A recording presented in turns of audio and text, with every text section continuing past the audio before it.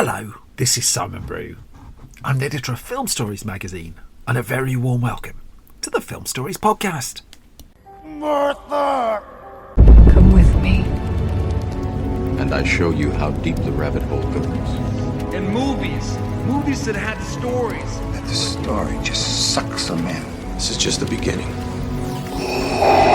Stories. We would be honored if you would join us.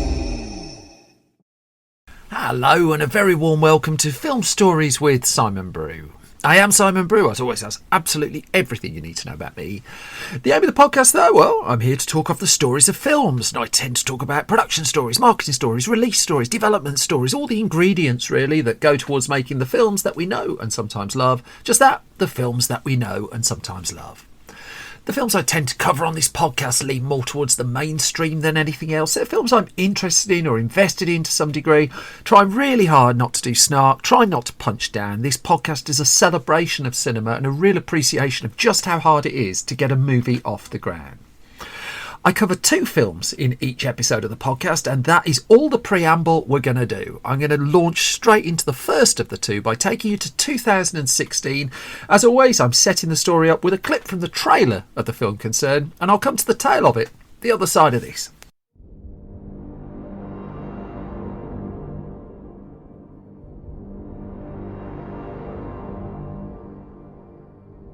Is it really surprising that the most powerful man in the world should be a figure of controversy? We, as a population on this planet, have been looking for a savior. We're talking about a being whose very existence they are not telling us the truth. Challenges our own sense of priority in the universe. Human beings have a horrible track record of following people with great power. Power corrupts, and absolute power corrupts absolutely. Chaos. Maybe he's just a guy trying to do the right thing. We know better now, don't we? The devils don't come from hell beneath us. They brought their warrior. No, they come from the sky. The world has been so caught up with what he can do that no one has asked what he should do.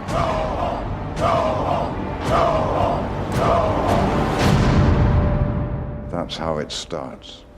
It is indeed, and that was a clip from the trailer from 2016's Batman v Superman: Dawn of Justice, written by Chris Terrio and David S. Goyer, and directed by Zack Snyder, with a cast including Ben Affleck, Henry Cavill, Amy Adams, Jesse Eisenberg, Diane Lane, Lawrence Fishburne, Jeremy Irons, Holly Hunter and Gal Gadot. Batman vs Superman then. Well, it goes back, this particular story, to the success of Zack Snyder's reboot of Superman on the big screen. Whatever you felt about 2013's Man of Steel, it gave Warner Brothers a pretty solid standalone Superman-themed hit movie, and it was enough for Warner Brothers to commit to Zack Snyder going forward for its collection of DC Comics films, certainly for him to be part of the template going forward.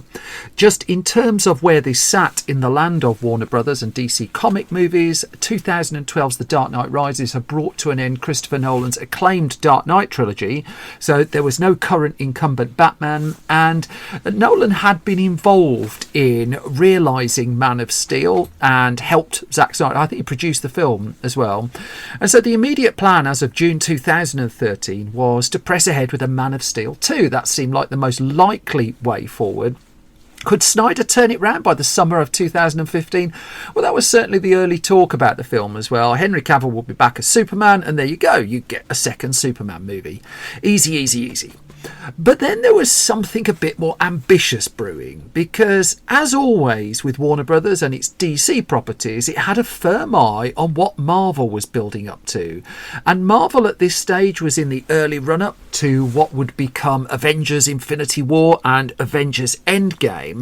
And Warner Brothers was looking at it with a lot of jealousy. It wasn't the only studio in town that wanted a cinematic universe of that ilk, but it did have the comic book characters and the ingredients that should in theory have made it a lot easier to build. Now, the studio realised it would need a new Batman, it would need assorted other characters as well, and so in the midst of consideration for Man of Steel 2, there became the thought of a path to getting a DC universe done in half the time it had taken Marvel to achieve the same thing. As producer Deborah Snyder would go on to tell my colleague Ryan Lambie, she said, I think when we were still working on Man of Steel, we were thinking about what to do next. And Zack Snyder was like, no, I think what people really want to see is Batman and Superman together. Like, what if they were to fight? Now, Zack Snyder is a huge fan of Frank Miller's graphic novel The Dark Knight Returns, and as Deborah Snyder admits, that was inspiring to Zack. And she said, although our story is a very different story that takes place 2 years after Man of Steel left off, we all thought it was interesting. Why do they fight? Who will win? It poses a lot of questions. Well, the idea of Batman v Superman on the big screen had come forth before anyway. That Wolfgang Petersen famously nearly made a film of it in the early 2000s before Warner Brothers eventually went down the Christopher Nolan reboot route.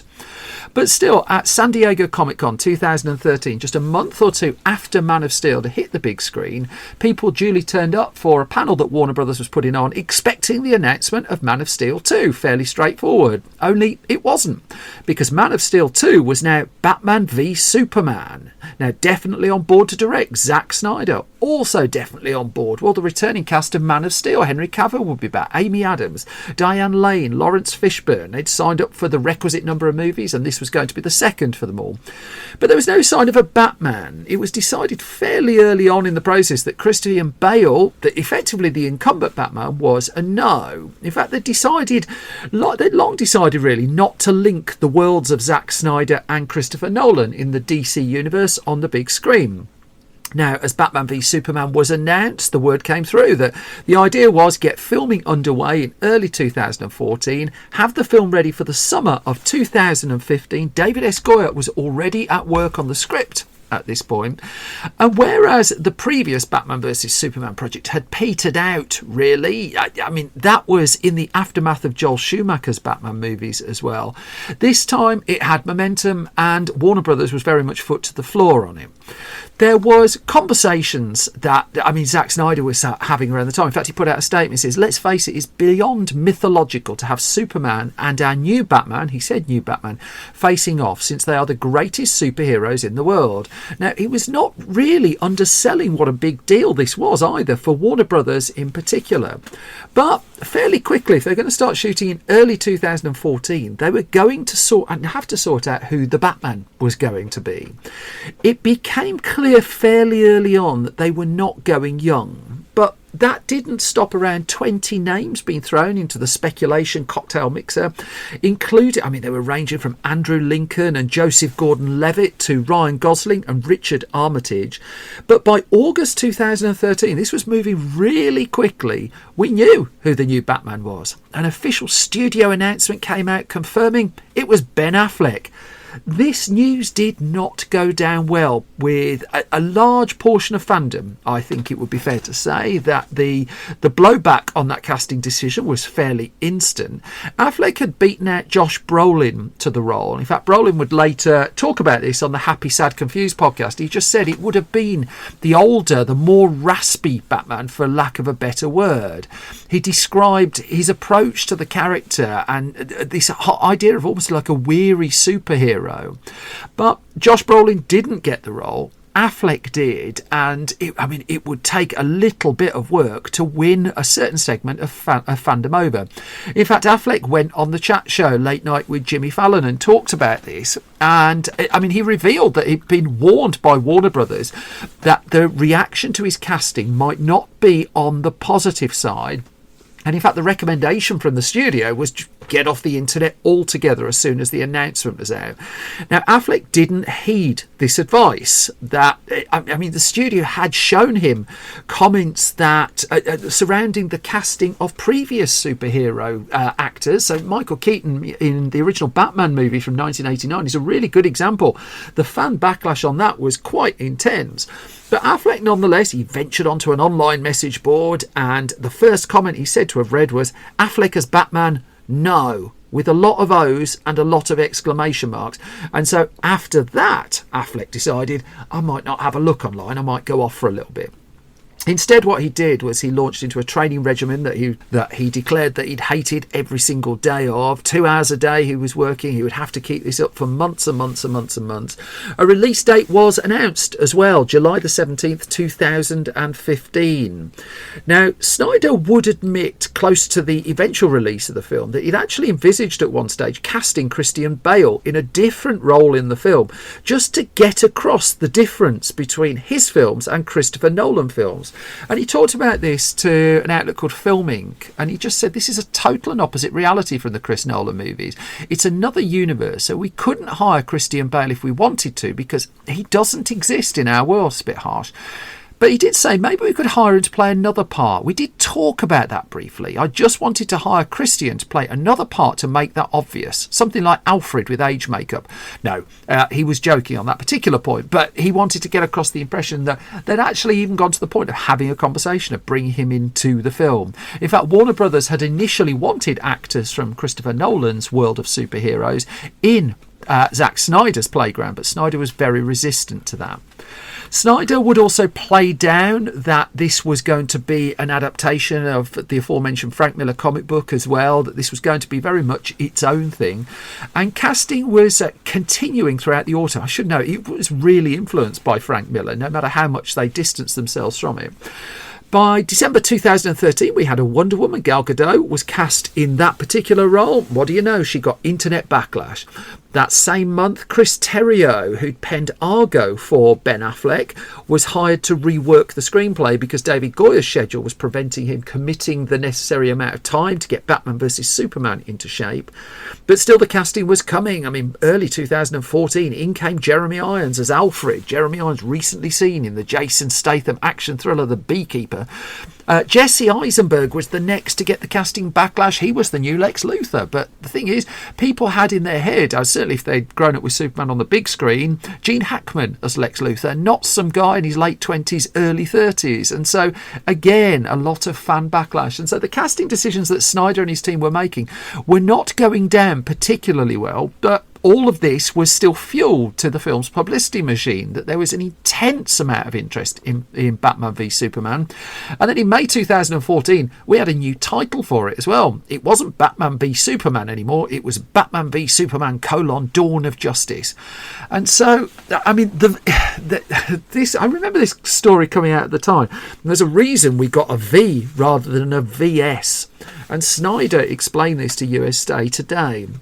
The article from the paper noted that the director can't say exactly how the relationship between the two superheroes evolves, but as Snyder says, suffice it to say there is a V in between their names in the movie title, and it's to keep it from being a straight versus movie in the most subtle way. Now, Snyder sort of had a point there. I mean, we're down to semantics really, but the general feeling when there's someone versus someone in a movie and it's two massive movie characters that are worth billions, millions, whatever to the parent companies, none of them are actually going to die. They're all going to make it to the next film. So no one really went into the idea of Batman versus Superman thinking it's going to be a half-hour film. Superman would smack Batman in the face, Batman would die, and that would be your lot.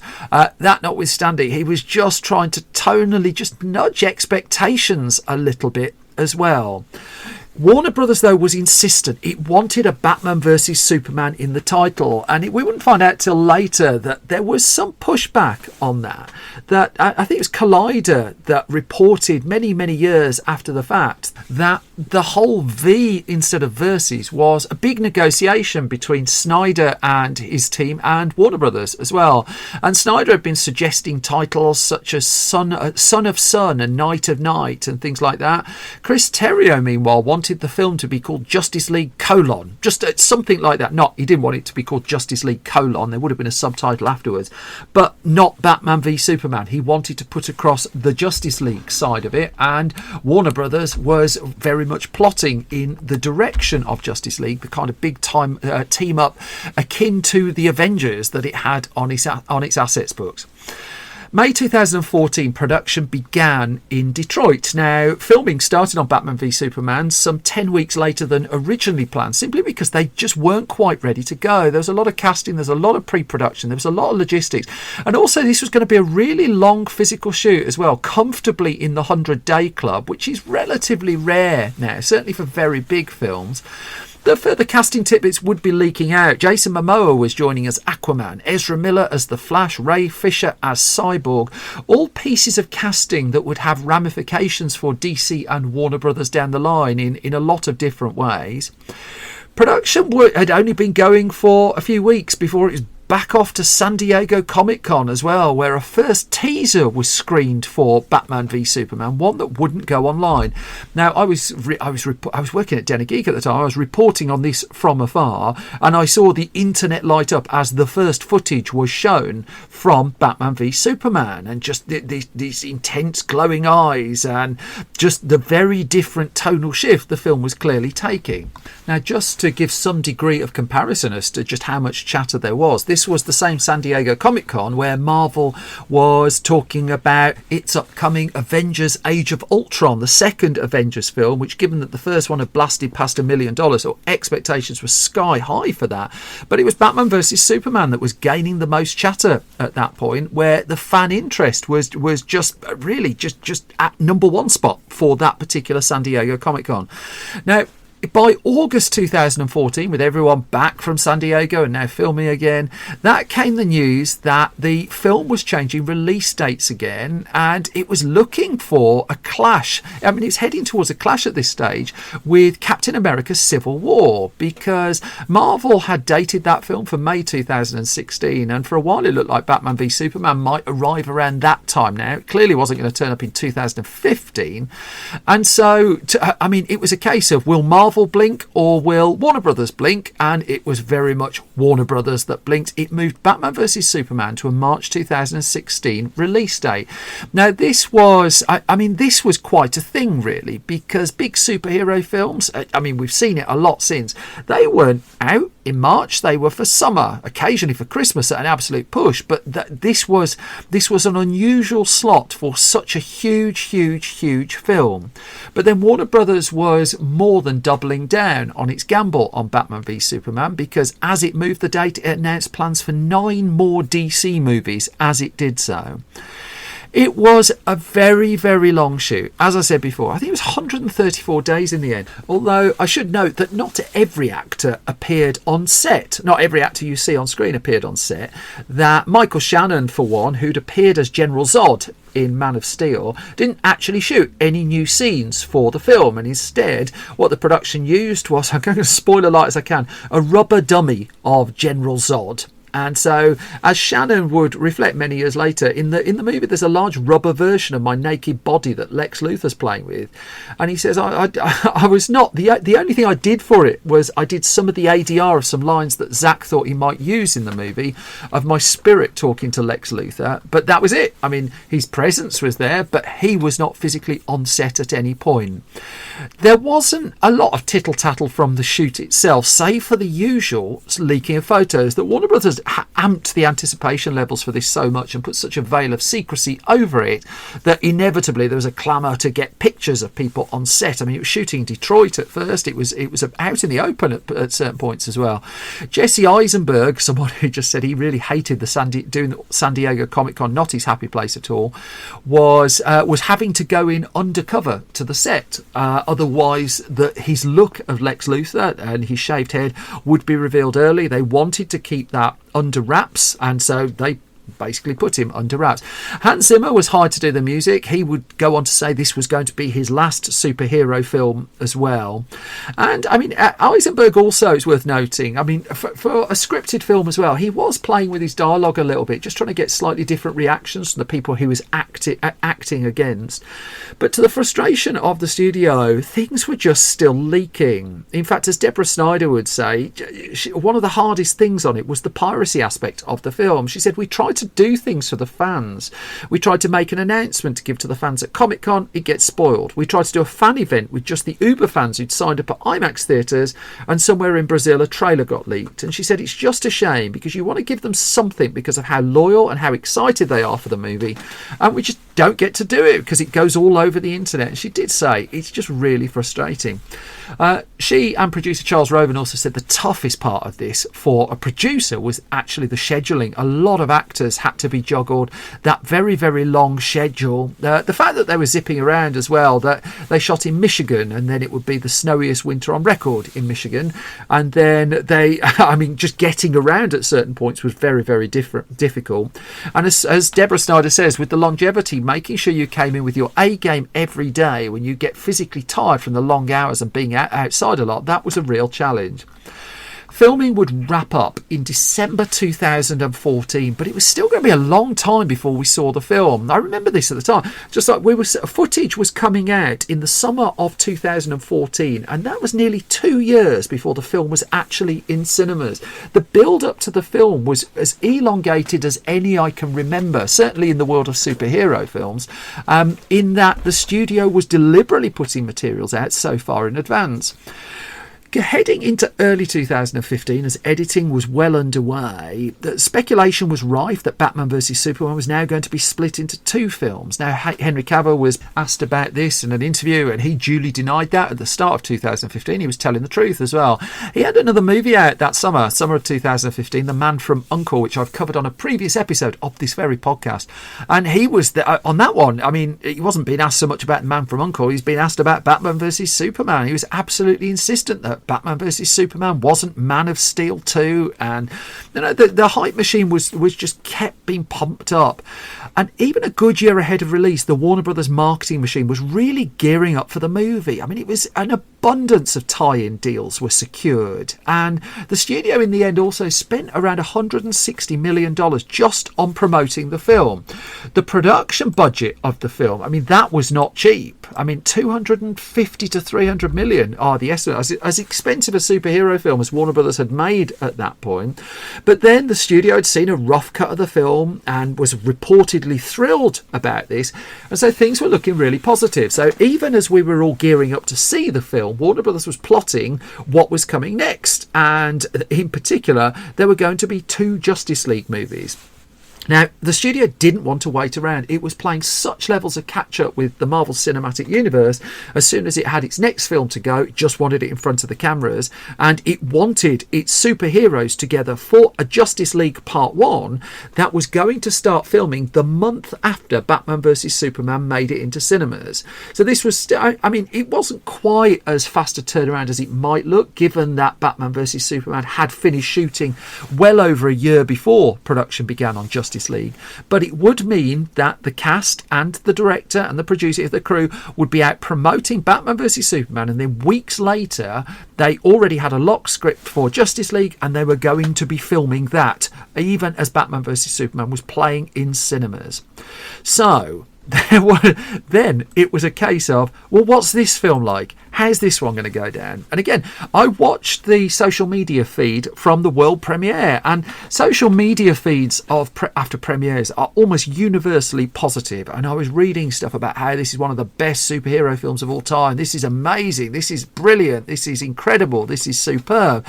And then we all saw it. And so I am utterly respectful of the fact that there are some people who very passionately go out to bat for this film. I sort of wish you'd go out to bat also for $5 million films, but I understand that the film would get an awful lot of criticism and there would be a sizable amount of fandom that would go out to heavily bat for it, as they have for Zack Snyder's work, where he's had pushback in the past. I mean, Sucker Punch didn't go down well, for instance.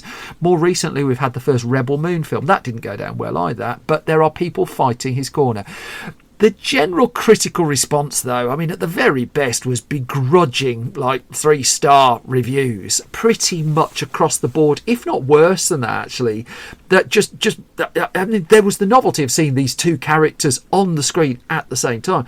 But it was a 2.5 hour downbeat film with not a lot of fun to it. I mean, not a lot of levity to it. And in terms of what people were expecting from such films, it couldn't really be tonally more apart from what Marvel was doing and what Warner Brothers was in the end ultimately aiming for. Now, that was sort of what Zack Snyder was in for. It had its advocates. I do want to note that again. And also the performances of Ben Affleck, Jesse Eisenberg and Gal Gadot, I mean, they came in for a lot of praise as well. I mean, quite a few people were eating their words there. And then the film opened in cinemas. I mean, ultimately, it's down to the audience, right? The audience will decide if this is going to be a big monster hit. And with the watermark being $1 billion gross, which is what the two Avengers films had done to this point, Batman v Superman opened with a gigantic opening weekend as well. I mean, very, very positive news. If we just go to the US opening weekend, which was March 25th to the 27th of 2016, $166 million. That's fantastic numbers. And I mean, it was a busy weekend as well. I mean, Disney's Zootopia was in second place with 24 million. My Big Fat Greek Wedding 2 opened with 17 million that weekend. Then the other stuff that was around, Miracles from Heaven was in the top 5. Allegiant was in the top 5 as well. 10 Cloverfield Lane had been hanging around. Deadpool was in its second month of release. $350 million it had grossed at that point off, what, a $60 million budget? They will be looking closely at that. London Has Fallen, My Name is Doris and Risen were the other films that were rounding out the chart. The problem, the warning signs came with the word of mouth and the second weekend drop off, because there wasn't a big blockbuster film opening against Batman vs Superman for its second weekend. People had given it a wide berth. The drop off was an alarming near 70%. The second weekend gross was $51 million. This was clearly going to make a lot of money, but it was not necessarily going to make a lot of profit. The only film that opened over $5 million that weekend was God's Not Dead 2, which helped itself to $7 million for fourth place. And even the week after, there wasn't a big blockbuster film. I mean, there was a comedy starring Melissa McCarthy, The Boss, and that knocked Batman vs Superman off the top slot with 23 million on its third weekend. It just eked out the number one position. And then along came Disney's The Jungle Book, Barbershop The Next Cut the week after. So Batman vs Superman was hanging around the top 5 for quite a while, but still, its total American gross of $330 million was on the lower side of what Warner Brothers wanted. No one was calling it a disaster, but still, it wasn't at the level the studio wanted. And particularly disappointing was the $544 million it grossed outside of America. The worldwide take for Batman vs Superman, $874 million. Now, for you, me, for virtually every other movie on the planet, that is an enormous amount of money. But for everything that Warner Brothers have put into the film, let's just conservatively say $250 million to make, $150 million to market, that $400 million just to get to the screen. If you say charitably it gets half the box office take, it was struggling to break even.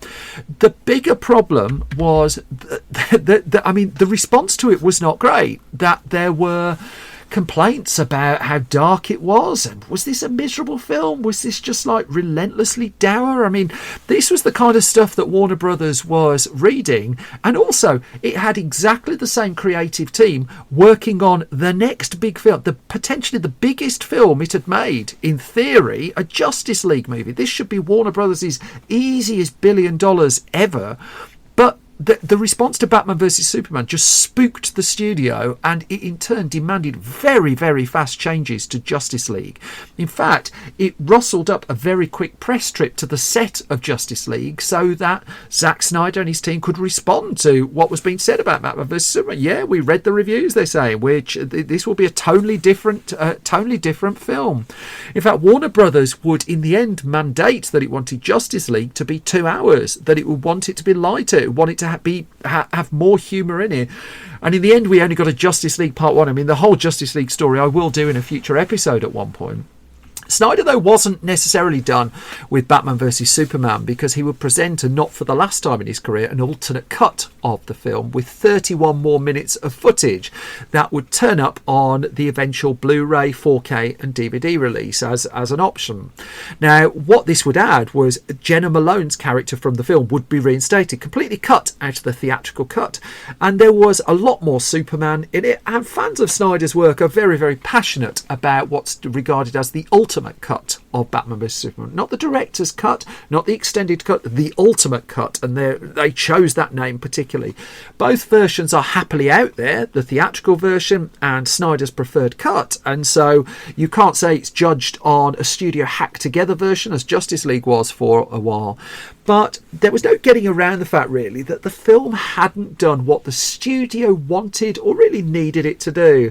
In fact, months after the release, Michael Shannon would tell Fandango that he just fell asleep watching it, that he was far more into Man of Steel, and he just said, and Affleck would go on to say, I can understand people saying Batman v Superman was too dark, or this was outside the tone of what I'm used to seeing with a Batman story. I think that's a fair criticism. He was off filming material for Suicide Squad as well. He would turn up in that, and Affleck's tenure as Batman, well, for a while it looked like it was going to be extended. He was made an executive producer on Justice League Part 1, shooting very much underway, and as Justice League Part 1 was shooting, the slate of films was confirmed. 2 Justice Leagues, Cyborg standalone movie, the Flash standalone movie, Aquaman standalone movie. But for Zack Snyder, he was at that point knee-deep in the first of what was planned to be those 2 Justice League films. Batman vs Superman, I mean, lots of questions were being asked.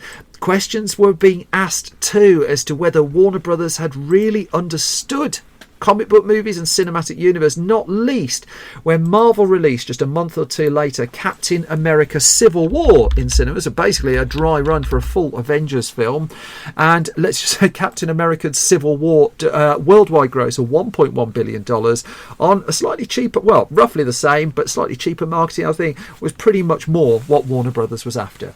The story of the Snyderverse, though, would continue, and I will come to it again. But for the second half of this episode, I'm going to a 1990s superhero film, which I'll come to just after I do these parish announcements, because we are at the halfway stage of the latest Film Stories podcast. So I'm going to pause so I can put the ad thing in here. And now I'm back after the ad thing. So a couple of parish announcements, really. First of all, if you like this podcast and don't mind giving it a bit of support, you can subscribe. That costs you nothing. If you subscribe at your podcast home of choice, that's wonderful. Much appreciated. Likewise, if you leave ideally a hugely positive review. Stuff like this is gold dust to independent podcasts that don't have major corporations behind them, and algorithms like it when you do things like that. It's the game. Don't like the game, but that's the game we're in. If you want to go further and put some coins in the pot, if you go to patreon.com/SimonBrew, that's where you will, in exchange for your generosity and kindness, thank you, then you will get the podcast early pretty much every week. You'll get it ad free. You'll find out gossip of what I'm up to behind the scenes as well. One more thing on the notices front, I'm just about to put on sale the latest issues of Film Stories that are going through production at the moment. They're not quite out, they're not quite finished, but I'll be putting them up for pre-order soon. I love print film magazines. I've now made over 60 of them under the Film Stories and Film Juniors name. Find them at store.filmstories.co.uk. I'm also shortly to be adding, this should be fun, some video film stories to youtube.com/film stories. Given that I have a lazy eye, that should be quite interesting. I'm really looking forward to the comments.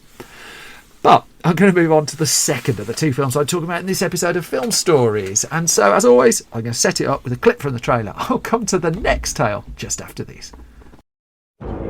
Just take a look around. Darkness rules the earth. In a dangerous world. Governments crumble.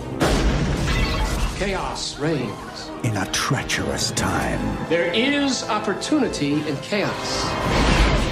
Evil is a fact. We shall succeed where they have failed. Drax is on a quest for a supernatural power. They know far too much. And courage. Stop them. You're the only one who can. Is a phantom.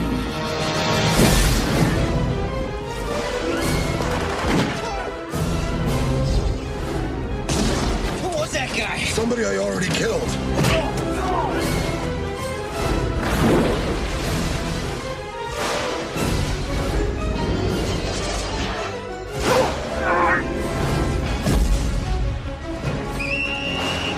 There are some who say he is only a myth. Soon they will discover the Phantom is real.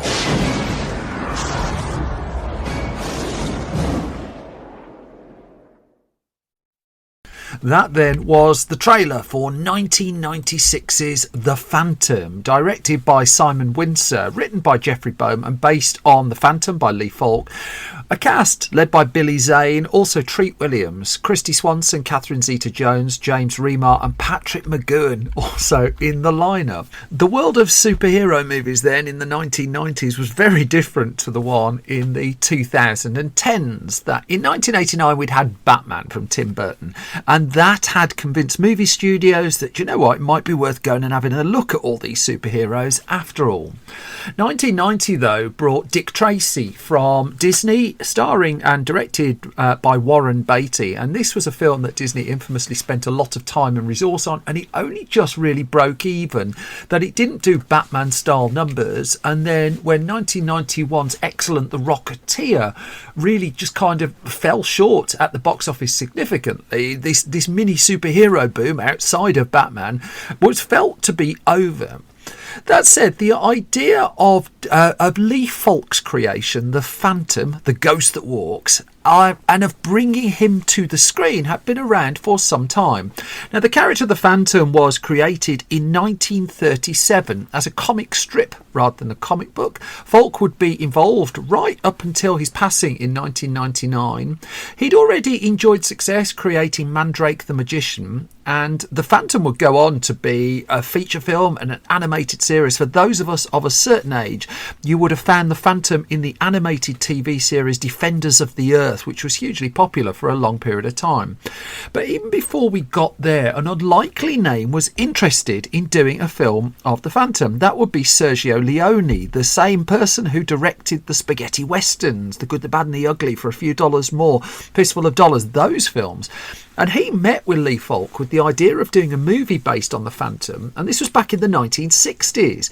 He'd already had a look and kicked the tyres of a possible film based on Flash Gordon, but various issues meant that couldn't go ahead. And then he moved, he had a look at Mandrake the Magician instead. But after doing a little bit of questioning and having a meeting with Falk as well about the possibility of this, a different film of his would come together, his masterpiece as it happened, Once Upon a Time in the West. And so he went off and made that instead. And so the Phantom just limbered back into the development archive with no sign of a film on the horizon. But going back to 1989's Batman, that did mean that studios were now actively looking at comic books for source material again. I mean, they hadn't really done that in the 1980s because not many of the comic book movies of the 1980s did very well at all. But Paramount Pictures picked up the screen rights to have a go at the Phantom, and it soon found a director as well, the brilliant Joe Dante, who at this point was not long off making Gremlins 2: The New Batch, one of my favourite sequels of all time. And Joe Dante had by this stage as well scored a hit with Inner Space, the original Gremlins 2. And so he brought in Jeffrey Boehm, the late screenwriter who he collaborated with on Inner Space, to put a script together. Now, many years ago, I had the chance to interview Joe Dante, and I asked him just kind of what went on with the Phantom, and he told me, he said, I developed the script with the late Jeff Boehm, who wrote Inner Space, and they wrote it as a kind of spoof. Now, this got quite a way down the line as well, that he would reflect that we were weeks away from shooting in Australia when the plug was pulled over the budget and the presence of a winged demon at the climax. And he said a year or so later, it's put back into production. A little bit of a spoiler there.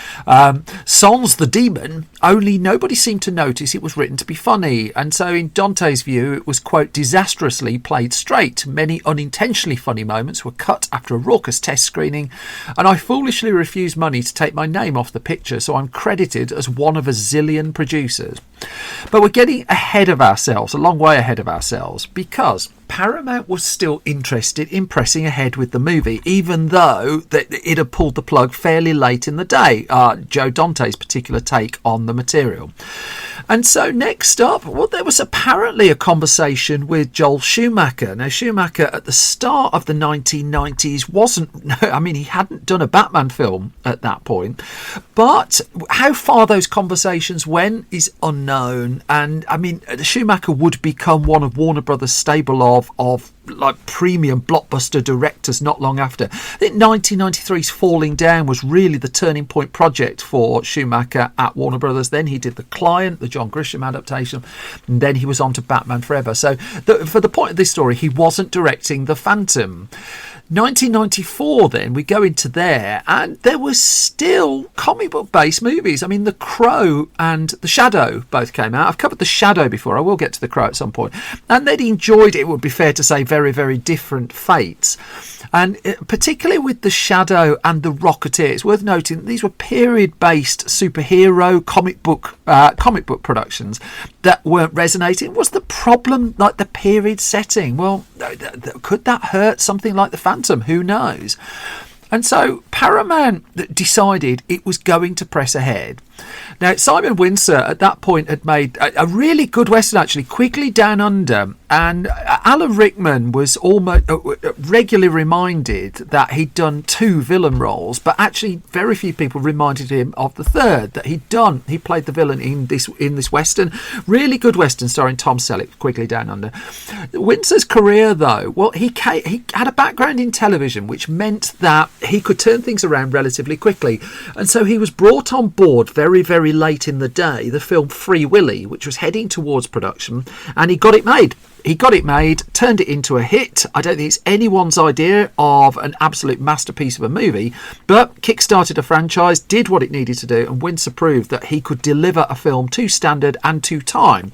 This was all good news and useful for him, and so he was hired by Disney pretty much immediately-ish after that to make a film called Operation Dumbo Drop, which he would go off to make in Thailand. And as Wincer would reflect to Slash Film, he was just about to go off to London to score Operation Dumbo Drop, or to oversee the scoring of the film, more to the point. But he took a phone call from Paramount Pictures just before he was set to leave. Now, Paramount Pictures had some urgency here because it had now been suddenly looking to fill a gap in its 1996 summer release schedule, given that its planned film of The Saint, which was set to star Val Kilmer, had just been put back by 6 months. So Paramount already had the first Mission Impossible film lined up for the summer of 96. It needed another movie, and it had this gap. And it also had in its locker a working script for The Phantom, just no director and not quite a Phantom at this point. And so, as Wincer would explain, I literally went to Paramount on the way to Los Angeles airport on my way to London for Operation Dumbo Drop.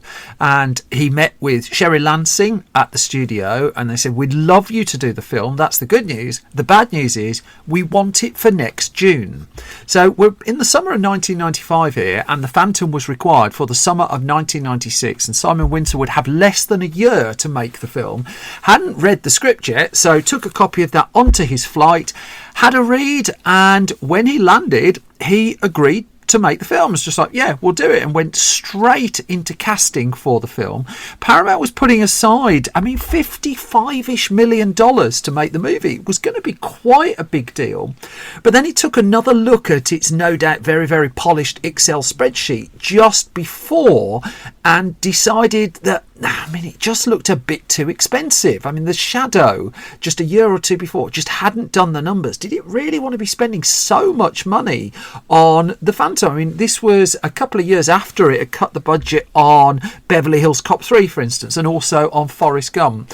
And so Simon Wincer found himself in a position where he was auditioning for one of the key roles in the film, the part that ultimately went to Catherine Zeta-Jones. But at this moment, as he took the phone call, Jennifer Lopez was in the room auditioning for that particular role, and he had to listen to Paramount while the auditions were going on. Paramount just said that the budget is not right, and it had planned to make this film in Mexico and Hawaii, but it just wasn't coming in on the cheap side.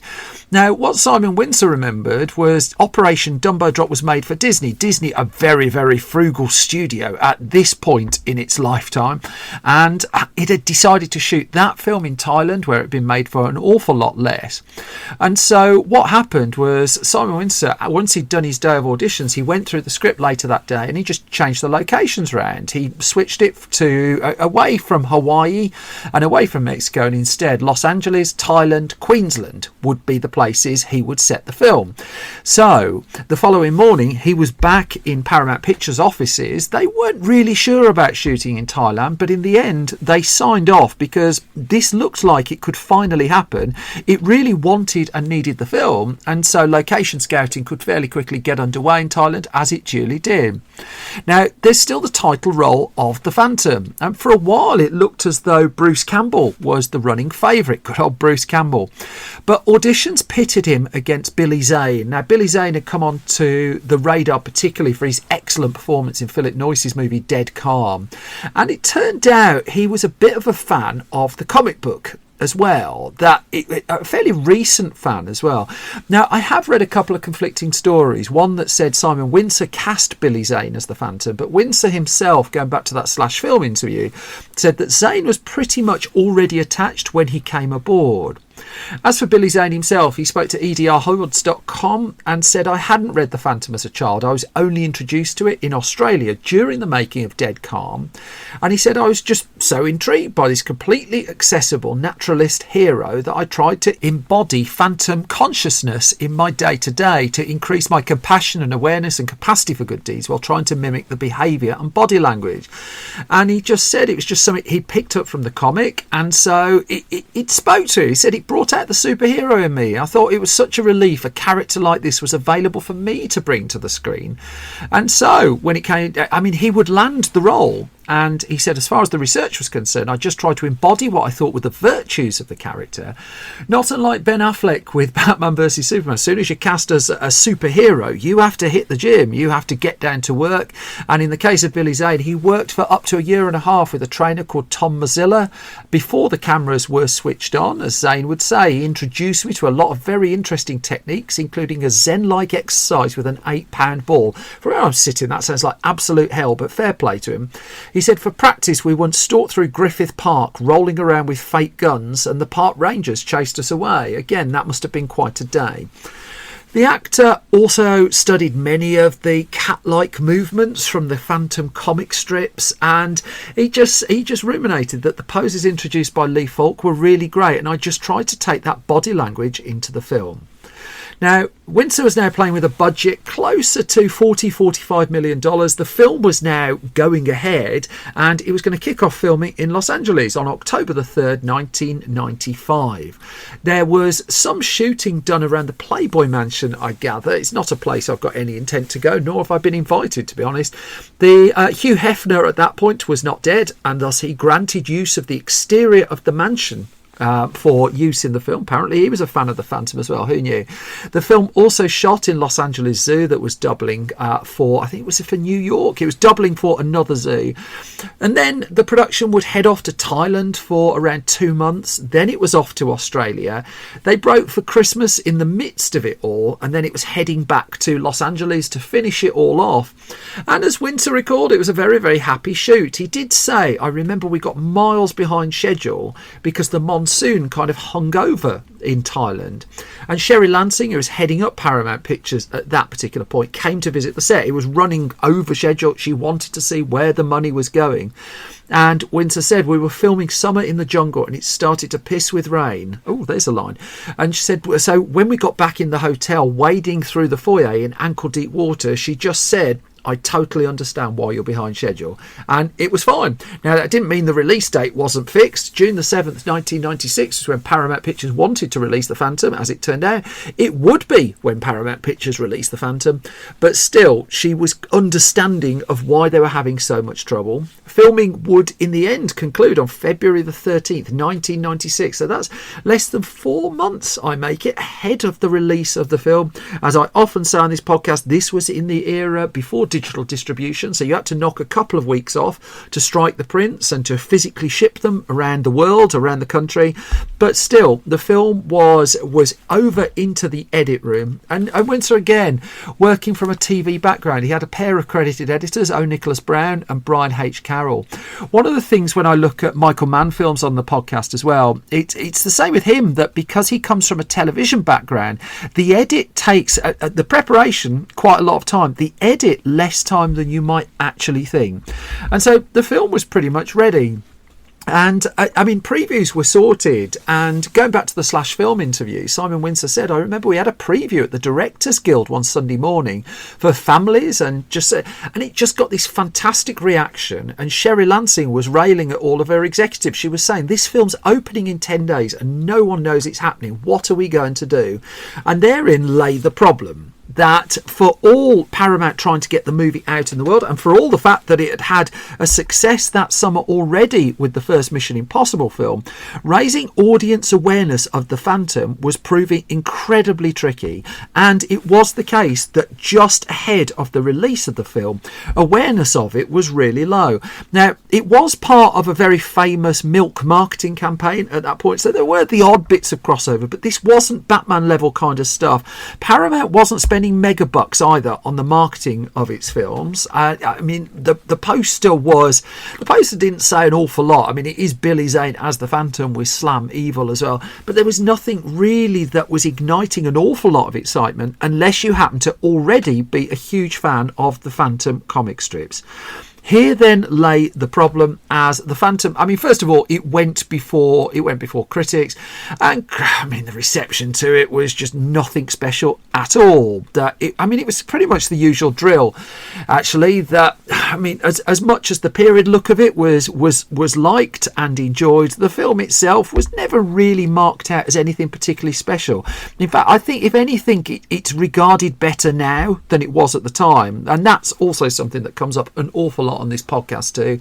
But the response to it, the reviews just weren't suggesting anything close to a breakout hit, and if anything, just a quiet and fairly just restrained and not particularly demonstrative film. It thus went into cinemas in a very competitive summer on the weekend of June the 7th to the 9th, 1996, with Mission Impossible had been out for 3 weeks, was already at 130 million just on US box office. But The Phantom would only open in 6th place. It would be sinking fairly quickly. The big opener it was against that week was The Rock, starring Sean Connery, Nicolas Cage, directed by Michael Bay. It is Michael Bay's best film. 25 million opening for The Rock. Mission Impossible, 14 million on its 3rd weekend. Twister, 11 million on its 5th weekend. Dragonheart on its 2nd weekend, 7.6 million. Eddie with Whoopi Goldberg from Disney, very frugal film again, 5.5 million on its 2nd weekend. The Phantom, $5 million and $72,000 with $346 at the end of that as well. It was not a good opening. There was no way to paint that in much of a positive light. The rest of the chart was filled out by films that were also struggling a little bit. Spy Hard didn't do an awful lot. The Arrival didn't do much. Flipper, not great guns. Truth About Cats and Dogs broke out a little bit though. That's a really smart film. I've got a huge amount of time for that. The following week, The Phantom found itself up against one of the most divisive films of that summer. Jim Carrey headlining The Cable Guy, earning a record salary for a movie star at that point, but not really delivering a massive hit film. For a lot of reasons, which I will go to in a future episode of the podcast. That was the big opener, but The Phantom, 3 million on its 2nd weekend. It lost 40% of its business. It just wasn't going to break out. The word of mouth wasn't working. The week after, out came Arnold Schwarzenegger and Eraser, the Disney animation, The Hunchback of Notre Dame. I've covered both of those.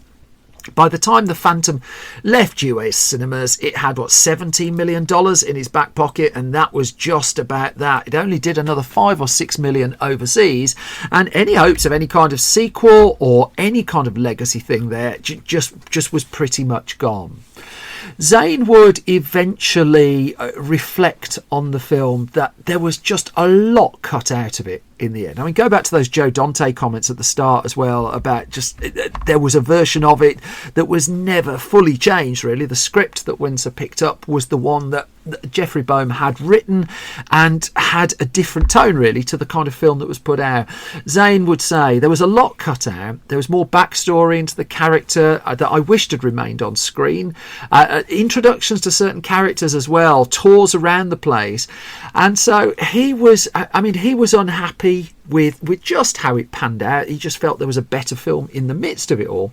However, for his career, it would have some interesting knock-ons. I mean, first of all, he was asked how it would affect his career. I mean, what would he take away? And this is interesting because he said he would take away greater diplomacy in relationship in working with the directors. Now, I couldn't get any deeper on that at all, but was it a happy production? I don't know. I mean, Simon Wincer certainly didn't seem to think so, and Zane not said much else to the contrary, and he just said, beyond my working life, it heightened my capacity for compassion, sensitivity, increased my access to the living library, and for his career, it would apparently be pivotal in James Cameron casting him in a role in a film that he was working on at that point by the name of Titanic.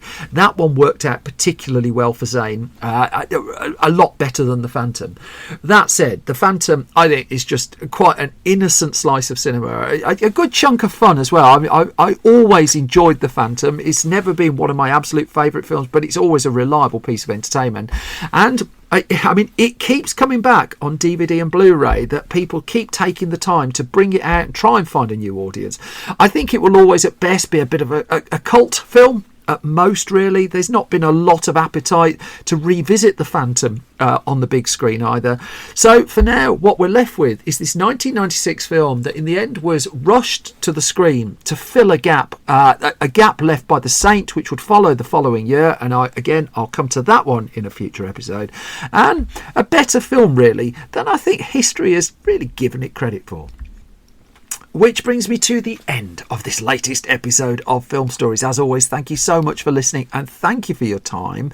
If I've not bored you completely, you can find more from me. I'm more on Blue Sky, actually, in terms of social networking at the moment. I'm quite enjoying it there again. I'm Simon Brew at Blue Sky. I'm on Twitter still at Simon Brew. Film Stories is on both Blue Sky and on Twitter at Film Stories, so do say hello to us there. On Facebook, facebook.com/Film Stories Online. We're on YouTube, youtube.com/Film Stories. If you go to, where else can you go? You can go to our website, which is filmstories.co.uk. That's updated every weekday with movie news, reviews, features, video games, TV, all sorts of things we're trying to do there. We are trying to build a non-clickbait film and entertainment website, which is very, very hard to do. And so I can't thank enough everybody who's seen what we're trying to do there, seen what we're trying to push against, and is supporting us. It is massively appreciated. I've never known it quite this difficult, and I'm glad we're still somehow going. If you go to store.filmstories.co.uk, that is where you will find our abundance of print film magazines for sale, and also our Blu-rays of Bull Durham and No Way Out UK exclusive Blu-rays. We put our own extras on as well, so thank you to everyone who's done that. Finally, the Patreon again is patreon.com/Simon Brew. But I've thoroughly outstayed my welcome. But last thing for me to say is the most important thing, really, that you all stay safe and you all stay well. I'm off to watch another load of films now. I've got more special episodes coming up too. Main thing for now is you all look after yourself. Take care. Thank you so much for listening. I will be back soon with another bunch of film stories.